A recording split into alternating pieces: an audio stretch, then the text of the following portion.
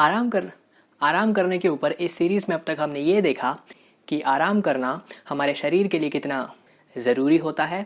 इसके साथ में ये देखा कि हम आराम कैसे कर सकते हैं, सोते हुए और जागते हुए।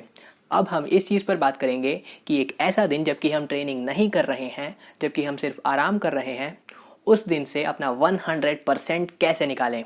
मतलब एक ऐसा रेस्ट डे कैसे जिएं जिसमें कि हमारा शरीर सबसे ज़्यादा मतलब जितना भी आराम कर सकता है वो पूरा की पूरा कर सके। हम इस चीज़ पर बात करेंगे कि हम हमारे आराम को ऑप्टिमाइज़ कैसे कर सकते हैं, मतलब उसकी क्वालिटी कैसे बढ़ा सकते हैं, किस तरह से हम एक पूरे दिन जिसमें कि हम ट्रेनिंग नहीं कर रहे हैं इसका इस्तेमाल कर कर अपने शरीर को ज़्यादा से ज़्यादा आराम दे सकते हैं। तो चलो इस चीज़ पर बात करते हैं कि एक ऐसा दिन जिसमें कि हम आराम कर रहे हैं उसमें हमें क्या करना चाहिए। सबसे पहली चीज़, 8 घंटे की बिना किसी भी तरह से डिस्टर्ब हुई नींद बहुत ज़्यादा ज़रूरी होती है। मतलब 8 घंटे सो और लगातार सो, बिना अपनी नींद को रोके या फिर नींद को तोड़े, क्योंकि सेहतमंद खाना और 8 घंटे की नींद, ये दो चीज़ें हमारे शरीर को आराम करने के लिए सबसे ज़्यादा ज़रूरी होती हैं। और ना ही सिर्फ ज़रूरी होती हैं, ये चीज़ें हमारे आराम में सबसे ज़्यादा बड़ा किरदार भी निभाती हैं। तो इसीलिए आपको अपने न्यूट्रिशन का मतलब अपने खाने का बहुत अच्छे से ध्यान रखना चाहिए। दूसरी चीज़, ये चीज़ मैंने जागते हुए आराम कैसे करें इस वाली वीडियो में बताई थी, और वो ये है कि आपको अपने शरीर का अननेसेसरी इस्तेमाल नहीं करना है।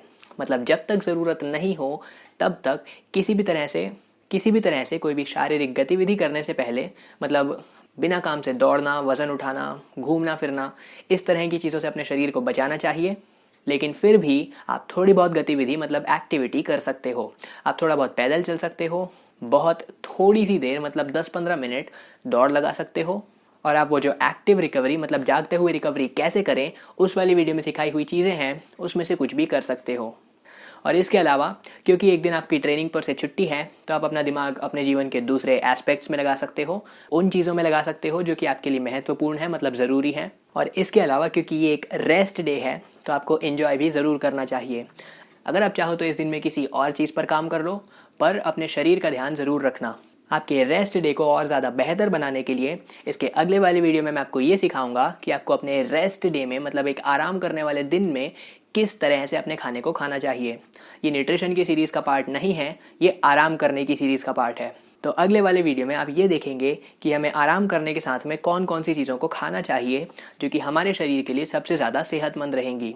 तो अगले वीडियो में हम बात करेंगे कि जिस दिन हम आराम कर रहे हैं उस दिन कौन कौन सी चीज़ें ऐसी हैं जिन्हें खाने से हमारा आराम और ज़्यादा अच्छा हो सकता है।